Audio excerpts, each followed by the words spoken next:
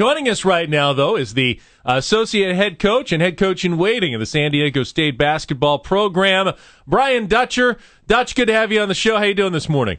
Doing great, guys, after a victory. Nice win last night, Dutch. Let's go back to the UCLA game, though, on Saturday night, because I thought that was really a big lift for your basketball team. A lot of different reasons why, but number one was the fact that UCLA tested you with a zone, and they stayed in that 2-3 zone pretty much throughout the game and dared you guys to shoot. You guys shot it well, but you also seemed to attack that zone well, and I think the way you guys executed on offense gave you guys a lot of confidence going forward. You know, we had a lot of work against the zone, especially because we opened with Syracuse. So a lot of times in the preseason, you might not see a zone for a while, then one will pop up, and you try to do a lot of your prep in a week. But we had all our stuff in. Against Syracuse, obviously, we had to drive the ball against their zone because of the conditions on the aircraft carrier. But this game, we added the three-point shot to the driving game, and I thought we had a real solid offensive performance. You know, everything that can be said, you think, has been said about the show and about the great fans and the alums at San Diego State and how they've supported your program at Viejas Arena and made such a difference. Yet, to me, Saturday night was almost a different level because that wasn't Viejas, yet there was probably more Aztecs fans at the Honda Center than you could even squeeze into Viejas. It was fantastic. We have the best fans in the West. And I think we had a few students mixed in with a few alums in there, and we had a giant show section, and it was fantastic. And I'd like to thank Jim Sturk for working with the Honda Center to make those tickets behind our basket, $15 seats. The students, it was affordable. They could get them, and obviously they came in masses. Coach, how much does it mean to you guys to keep winning games over teams from the state of California and have that streak going of 26 in a row and have 11 in a row over the Pac-12? I mean, to stamp San Diego State as the number one team on the West Coast, just how much does that mean to this program at this point? You know, as it starts to climb higher and higher, the guys take greater pride in it. And Coach Fisher puts number 25 on the board, and we erase it and put 26. And hopefully when we play Santa Barbara on Thursday, we'll erase that and put 27. So we're very proud of that streak. And obviously we've beaten a lot of good teams to keep that thing going, including back-to-backs over Cal, back-to-backs over USC, and then our first ever matchup with UCLA. So a lot of good teams in that streak. Coach Brian Dutcher, assistant coach, head coach in waiting for the Aztecs, joining us here on XTRA Sports 1360 on our Aztecs Power Hour. Coach, I know you told us at the beginning of the season that the preseason ranking doesn't really mean that much. You said, let's wait and see where we are in a month. Well, now we're going into December, and once again, the Aztecs rising up to 15th in the coaches' poll, 17th in the Associated Press. Does it mean a little bit more now that you've gotten a win over UCLA and are proving it on the court? Absolutely. Coach Fisher is always the motivator, and he pulled that out yesterday in pregame and said, okay, here's where we're at on December 3rd, and let's see where we are on January 3rd when we're done with our Hawaii tournament heading into the conference. So let's see if we can climb from here. And he puts little goals in front of them that they can shoot for, and that's a good one, that nationally we're being recognized, and if we continue to win, that will continue to climb. Brian, talk a little bit about the work that Jamal Franklin put in over the offseason. I think people would be surprised. I mean, when you win the Conference Player of the Year award, I think it would be easy to rest on your laurels a little bit, but I know that was not the case with Jamal, and Coach Fisher's told me many times that he studies film as much as anybody, works on his game as much as anybody, and he's become like the consummate almost professional, even though he's a college kid and college player, but he has really honed his game this year, and I think it's safe to say that he's better than the Conference Player of the Year that he was a year ago. Yes, he is. I think he is a lot better, and he's got a target on his back. I mean, a year ago he kind of snuck up on people. You know, a freshman year where he only averaged a couple points a game to a conference MVP, and now he's facing the best defender on the other team. He's had to work harder for what he's got, but then you look last night, he has 18 points and 15 rebounds. 15 rebounds is amazing. And Jamal's always making points in meetings, walkthroughs. He's saying, why don't we try this? I think this would work. And that's the beauty of Coach Fisher. He wants input from the players. They're the ones out there playing, and they're invested in this more than we are at times. And he takes that input. And Jamal is an extremely smart player and works very hard at his game.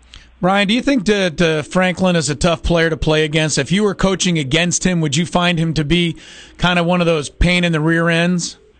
Oh, absolutely. Absolutely. He creates chaos on both teams at times. What do you call that? And the other team. What do you call that move when he stops just suddenly and lets the other guy run into him for a foul? I mean, that's like patented. He does that every game. Every game he gets one or two of those, and I don't think the refs could not call it. I mean, these guys run him over. He gets in front of him, he comes to a full stop, and he always gets the center to run over him. So yeah. Jamal is a very savvy player, and obviously he's worked real hard. He's playing for San Diego State, but he's got greater goals down the road to hopefully play professionally, and he's working toward those goals while helping the Aztecs win basketball games. Speaking of improved players, I don't even know if it's the same guy. I'm watching Deshaun Stevens. Did you trade one Deshaun Stevens for a different Deshaun Stevens in the offseason? Because, he is just doing things that I did not see last season, Coach. Absolutely, and that's just growth and development. You look at Jamal from his freshman to sophomore year, and now you look at Deshaun, who we got from a junior college from his junior to senior year.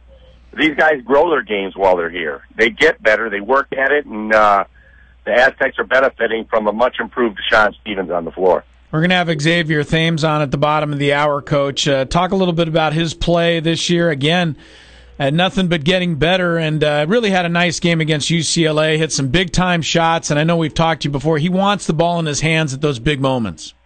Yeah, he's been a fantastic point guard for us over the last couple of years, and no better example than UCLA, where he stepped up, made multiple threes, ran the team, never seems to be out of control, always plays within himself, make those players around him better, and he's just an ideal point guard for what we've got going right now.